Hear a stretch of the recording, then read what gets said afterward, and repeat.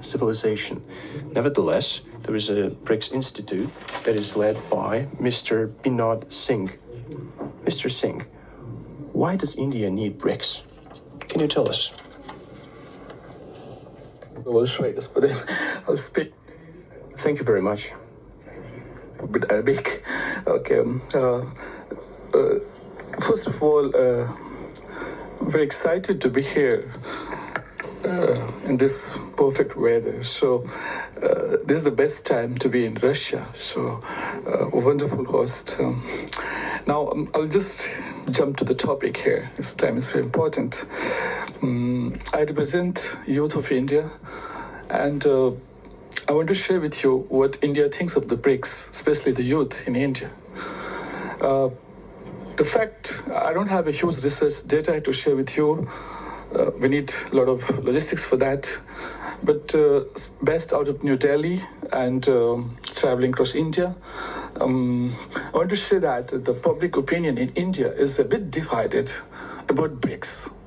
I'm talking on behalf of the civilians, not the government. Pachimo, why? My understanding is that the Sputnik or the Chinese media, Global Times, these are just famous in India for the last 5 years when the BRICS started.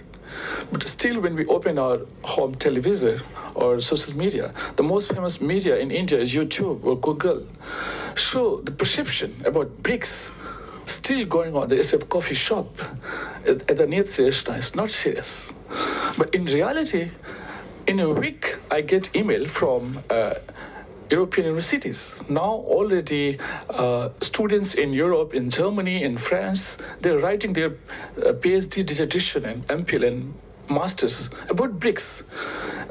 So they're taking it seriously, but the Western media is still saying they don't take BRICS seriously. So they have always this double standard, you know. They talk something else. So this is my first point to share with you that because of global media still controlled, the opinion is controlled by the English language. So the largest country in the BRICS, that is India, still sometimes misinformed.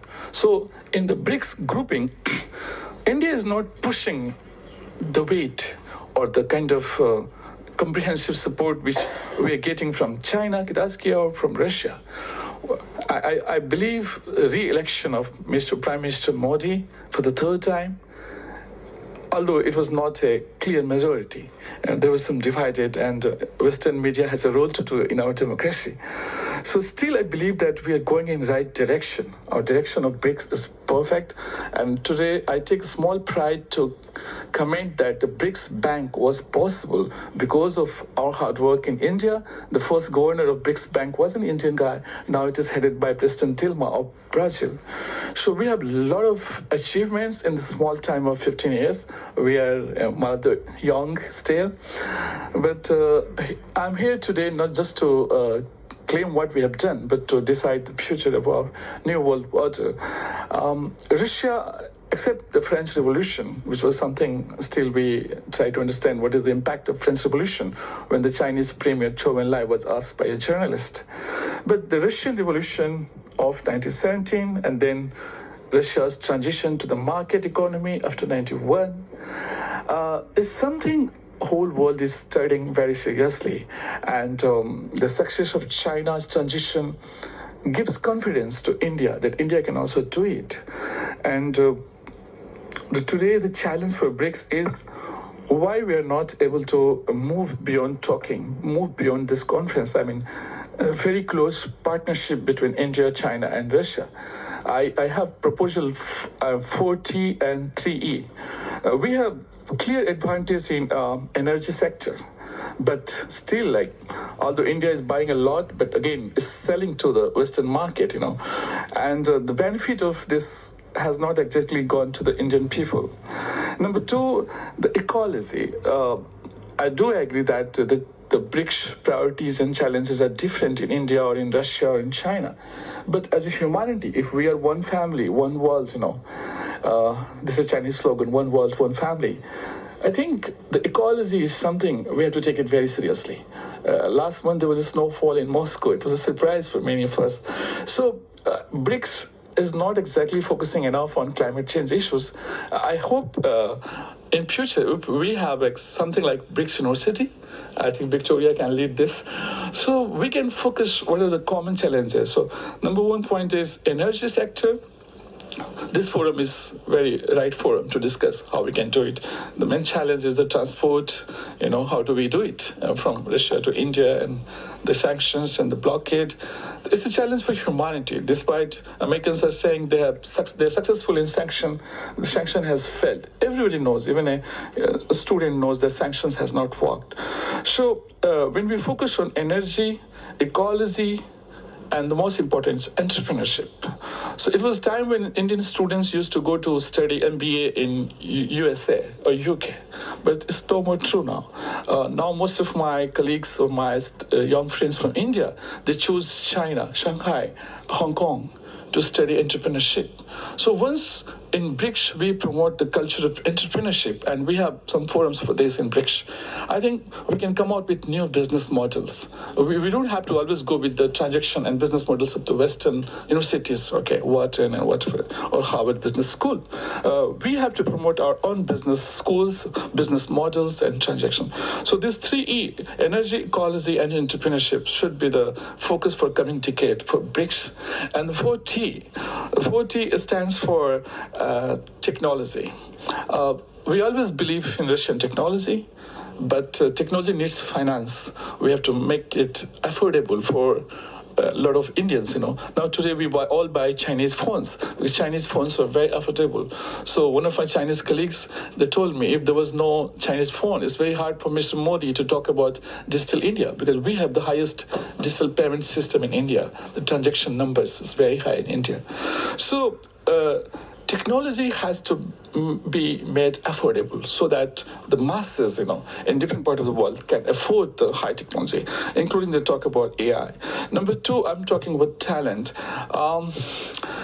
Nothing to brag here, but, we proudly supply talent to the world. So we have now Indian Institute of Technology in Dubai. We're also planning some IITs, Indian Institute of Technology, in different parts of BRICS countries. So the Indian education system has something to share with the BRICS countries, especially in the technology. And my colleagues from the BRICS members, they agree with me. So I'll not focus more on that. So this was my number 2T, technology and talent. Again, for transport, we are looking to Russia in this forum also, like the different routes are being explored. But, we still have to go for the Chinese speed. We are not going to the speed of China. So our colleagues from Xinhua and different group, they can help us how to, finish the project of 10 years in 1 year, 2 years. So the Kidaskia speed is very important. And the last one is transaction. So for the last 4 or 5 years, every day I open my phone, I get a message that BRICS is going for a new currency. But sometimes it's the fake news. Still, we don't have consensus, Saglasna, on what mode of payment we can agree. For this, we need some innovative idea. Or right now, we are dealing in the national currencies, which sometimes is not working for the small businessman. It's good for Gazprom, it's good for the richest companies in India, but for small SMEs, the transaction is stopping them to do more business between India, Russia, and China. So our focus is going to be, can we agree on some kind of arrangement for transaction and get out of the order? So these are my 4T. I repeat, technology, talent, transport, and transaction. Now, to finish, I'm here to connect and to make new friends in Russia. I'm not going to give a speech. So I just want to finish with 2 ideas. One is from China, that they always say the Chinese president will give a speech in the forums to Asians, Africans, Islamic, and he'll say, if China is rich and the neighbors are not rich, still China cannot enjoy that real progress. So countries like Russia, India, China, your country, very rich country, right? So there are many rich countries which can really help or take together our neighbors. So in Russia, the Central Asian countries, the Eurasian Union. In India, the South Asian, like Bangladesh, we always invite Bangladesh to BRICS. They wanted to join BRICS, but it will take some time for them. So they're part of BRICS Development Bank, but in future they may join. The economy is doing very good. So we hope the prosperity model is more wide. We are more open-hearted, and we believe in giving. Indian philosophy of Gandhi, Indian philosophy of Mr. Nehru, Russian philosophy of Leo Tolstoy, Chinese philosophy of Confucius. It's enough for us to create a new world order. We are creating a new world order, but we don't have a code of conduct for BRICS. We need a new charter for BRICS. I mean, we have 10 members now. So in future, on foreign policy, on Israel and Gaza conflict, on India-Pakistan issue, I think BRICS can have a common foreign policy, just like you have. We can dream it, despite we respect all the diversity and opinion. So my suggestion to the forum here, again in Chinese, Chi su pu yu, yu shu yuren. Don't do to others what you don't like to be done to thyself. That means this is the best foreign policy. We can exist peacefully, we can exist in prosperity, but if our neighbors are in problem, we cannot enjoy the prosperity. Thank you, господин.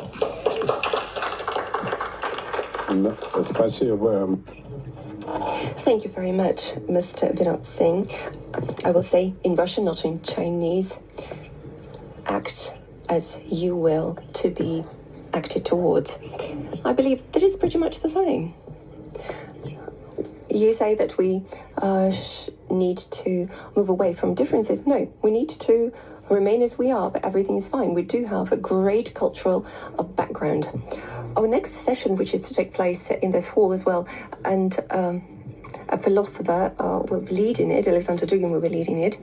Would it be possible for BRICS to create a joint culture market? And I do think that this is a very interesting issue, very interesting question. I'd like to thank our speakers. We have several minutes more, but I do know that in here we have the representatives of the countries who are just interested in BRICS, who are just looking towards BRICS. And I believe that each speech has made BRICS more appealing for each of us. And as for education, you said that people go to foreign countries to get MBA, but this can be done in the Higher School of Economics, and the Vice Rector of the Higher School of Economics is present here. It is Victoria Panova. I know that you have great ideas that might be beneficial for BRICS.